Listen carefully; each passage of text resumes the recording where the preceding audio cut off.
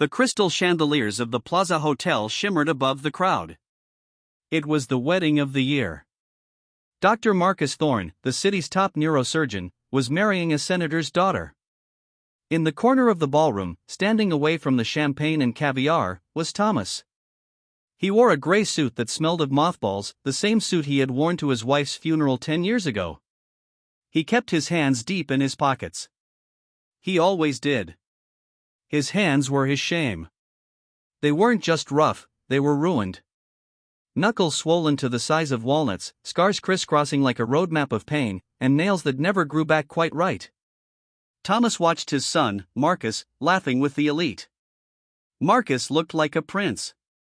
Thomas felt like the toad that had crawled in from the garden. "Dad?" The voice was sharp. Thomas froze. Marcus was standing there, his face flushed not with joy, but with embarrassment. "What are you doing over here?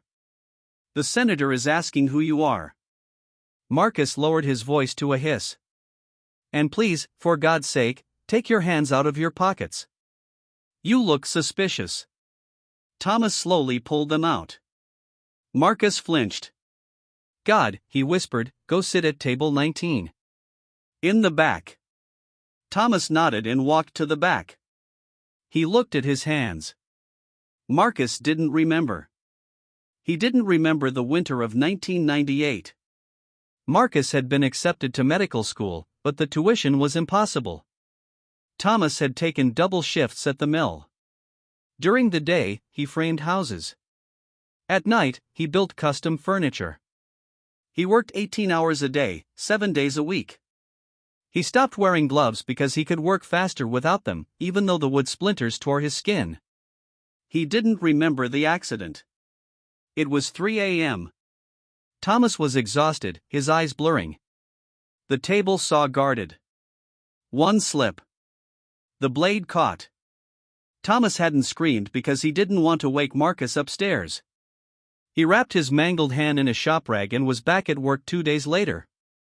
Back at the wedding, the senator's voice boomed. "I want to propose a toast to the man who raised this brilliant surgeon. Where is Thomas Thorne?" A spotlight swung across the room, searching.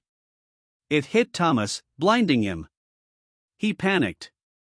He tried to hide his hands under the tablecloth, but in his nervousness, he knocked over a glass of red wine. It shattered. The crash echoed. Marcus closed his eyes, humiliated. But then, the senator walked down from the head table. He knelt down next to Thomas. He didn't look at the wine. He looked at Thomas's hands, which were now bleeding slightly from the fresh glass shards. The senator took Thomas's bleeding, scarred hand in his own clean hands. "I know these hands," the senator said softly into the microphone. 30 years ago, a carpenter built the crib for my first daughter. It was the most beautiful work I'd ever seen. He refused to take extra payment, said he was saving for his boy's future. He looked up at Marcus. "Marcus, look at your father's hands. They aren't ugly. They are the foundation upon which your entire life was built." Marcus walked slowly across the floor. He fell to his knees. He took his father's rough, scarred hands and pressed them against his own smooth cheek. Tears streamed down his face. "I'm sorry, Dad," he choked out. "I'm so sorry."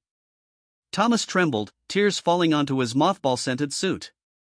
He pulled his son into a hug. "It's okay," Thomas whispered. "I'd do it all again. For you, I'd break them all over again."